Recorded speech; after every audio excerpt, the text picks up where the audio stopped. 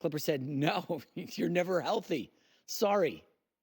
And Paul George is then like looking around. And as we articulated Monday, he's been looking for leverage. He's been trying to use the Sixers. He tried to bluff basically with a 2-9 offsuit, a.k.a. the Orlando Magic. Clippers are not biting. Now he's putting on the full court press. Golden State Warriors. I want to play with Steph Curry. That's the new thing. Paul George is emptying the chamber with options so that the Clippers show him the money. This is where it gets interesting. Let's say Paul George stays with the Clippers. He just capitulates and says, I love L.A. Well, we're going to be healthy. We're going to win a chip. We're taking down Bron and Bronny. This is our city. We got the new stadium, blah, blah. It's not their city. It never will be. You get the point. What's the trickle down if Paul George stays with the Paperclips? Because the Philadelphia 76ers, folks, are a fascinating story, okay? And yes, I lived outside Philly for, 6 or 7 years. You know what happens. We were in New York City. You get hitched, and then eventually you decide you're ready to have kids, so you want to move to the burbs. You kind of move close-ish to the in-laws. The New Jersey taxes stink, so we moved right across the border to PA, and we're outside Philly. Didn't go into Philly a ton. It was a nice city.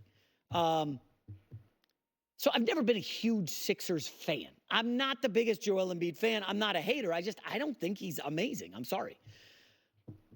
Joel Embiid is a max spot on his team. It's him, Tyrese Maxey, and enter max player here. Daryl Morey, who's putting all this together, he's been on the show. He is a star hunter. Okay? Going back to his Houston days, who could we pair with Yao Ming? Get me Dwight Howard. Get me James Harden. He built those Rockets team to challenge the KD Warriors, and they pushed him. Get me whoever I can. I need stars. That's what Daryl Morey wants. He's always hunted stars. Ben Simmons. They got Joel Embiid. They one time, they had Jimmy Butler end up losing. Morey likes stars. What if there's no stars to get in free agency because Paul George stays with the Clippers? What's plan B? And I ask that because, and yes, I've been driving this a little, and I gave the Philly backstory because Sixers fans think I hate the team. What happens if Joel Embiid doesn't get a good running mate? He looks around and says, geez, the Celtics just won the title. The Knicks re-signed Anunoby, and they got Mikal Bridges. Pacers kept Siakam. They're going to be good. Cavs are likely keeping Donovan Mitchell. Who am I going to get? And so Morey can't get a star. Embiid has no wingman other than Maxey. Sixers start to tumble, and Joel Embiid at this point says, well, damn, do I need to get up out of here? Do I need to force a trade to a team where I can partner up with some guys and win a chip? And it gets really interesting if Paul George stays with the Clippers, because the Sixers, I've looked at the list, folks. Jimmy Butler ain't signing an extension. He doesn't want to be traded. He's staying with the Heat for one more year, okay? Malik Monk is staying in Sacramento. I don't know that he moves the needle for the Sixers, but he ain't going. So now you're looking at like the second-tier guys. Okay, can we get DeMar DeRozan, KCP, Klay Thompson? Does that do anything? I don't think so. And now, all of a sudden, you start to go down the list of guys and, oh, geez, the phone lines in Philadelphia are lighting up. What's the plan, Morey? What are we doing? And then you get an unhappy Joel Embiid. And I'm just saying, this Paul George situation, really the trickle down around the league. Like if the Warriors don't get Paul George, well, can they keep Klay? Or what if they get Paul George? Where does Klay go? And does Klay go to the Lakers for less money to really stick it to Golden State? Does he say, fine, I'll go to Philadelphia across the country? I don't see that. This weekend is going to be really interesting in the NBA, led, of course, by the Paul George saga. Let's go to Alex Curry with the news. No. Turn on the news. This is the Herd Line News. Let's talk about someone who also made the move from New York to Philly.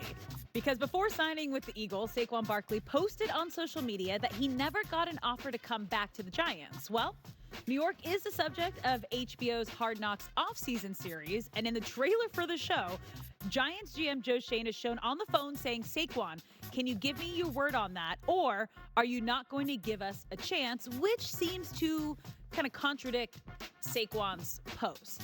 But honestly, J-Mac, I mean, the Giants ruined their chances to get Saquon back, I think, after the situation last year. Yeah. When he was trying to hold out for more money, they end up paying Daniel Jones, which I'm sure they're regretting now, and didn't pay their best player on the team, who they drafted, who wanted to stay there, who was a homegrown talent. That left a bad taste in his mouth. And regardless, we don't know if they made an offer, what that offer was. But I mean, the writing was on the wall the way last season started and the way this offseason went, because he stuck it to him and went to a rival signing with the Eagles. Kind of love Saquon for this. I'm not surprised. So here's, Alex, you're like an LA homegrown person, Yeah. so you have predetermined, you don't like certain teams, okay? So Yeah. I was born in New York. I love me the Jets. I picked Yeah. the Jets. I like the Yankees. I don't like the Mets. I don't hate them. I just don't like them. I despise the New York Giants. I don't like them at all. I It's love. like you were happy about this. I love how embarrassing this is. Hey, last year, we don't want to pay you. We want to pay Daniel Jones. What do you... Now they're begging for Saquon on the phone. Please give us a chance, No. Saquon. This is so You comical. ruined that. You ruined that last season. I just love it. I'm going to be rooting a little extra for the Eagles this year, especially. I hope they put it on the Giants. Saquon goes for like 250 yards, Oh, he's gonna rushing go and off. receiving. You You know know he's he's got the gonna go date off. circled on the calendar. Oh, yeah. Oh, That's man. the big one. I bet you he gets a standing ovation in New York. He should. I'm just telling you, Giants are a disaster right now, and Yeah, I'm I know. loving every minute of it. Yeah. Well, let's move to LA, where Justin Herbert and the Chargers will have to work with some new weapons this season after they got rid of Keenan Allen, Mike Williams, as well as letting Austin Eckler and tight end Everett walk. Joshua Palmer is still in LA, and he said things are definitely different without the team's former top weapons. I mean, it is a completely different offense for the Chargers this season. They lost 4 of their 5 top guys, J-Mac. Keenan Allen went to the Bears. Austin Eckler, Commanders. Mike Williams, Jets. Everett went to the Bears. I mean, they did draft the wide receiver lad from Georgia, Yeah.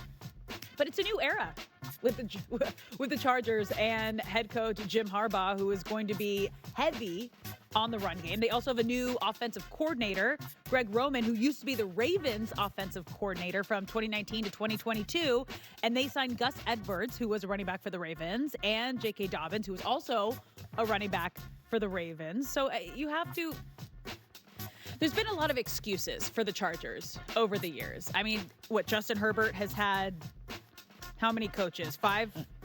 3 different head At least coaches 3, in 4 yeah. seasons. Like it's been a lot. Last year they went 5-12, so you have to imagine that there's going to be at least a little bit of an improvement this season. Oh, but definitely. there's no excuse this year, right? You got the top new head coach that was on the market that's supposed to create a culture, be a game changer. They have a decent start schedule-wise to the season. They're versus the Raiders, at Panthers, at Steelers, versus Chiefs. So you hope you can at least pick 3 up, and 1. pick up a couple wins before you face the Chiefs. Coming out of the bye, Broncos, Cardinals, Yeah. those are wins. Saints are not good. You said no excuses. You've seen Wedding Crashers, right? Yeah. Rule 76, no excuses. Play like a champion. Yes. That's what I expect from Harbaugh, Oh, they have Herbert, to. and, the poo-poo platter of receivers they've got. Because But they're going to be heavy on the run game. That's what Harbaugh does. fine. They're going to basically be Ravens West, right? Yes. They've got well, a now Harbaugh they have their offensive coordinator. and a Harbaugh coaching Yeah. them. And then they got the 2 running backs. I think this is a good team. I think they're a surprise playoff team. I know the back end of the schedule gets a little tougher, but this is a favorable lineup for them schedule-wise. It is. I don't like the early bye, but I feel like there has been high expectations for Justin Herbert the moment he started playing in the league. And it's like, well, he hasn't had a consistent coach.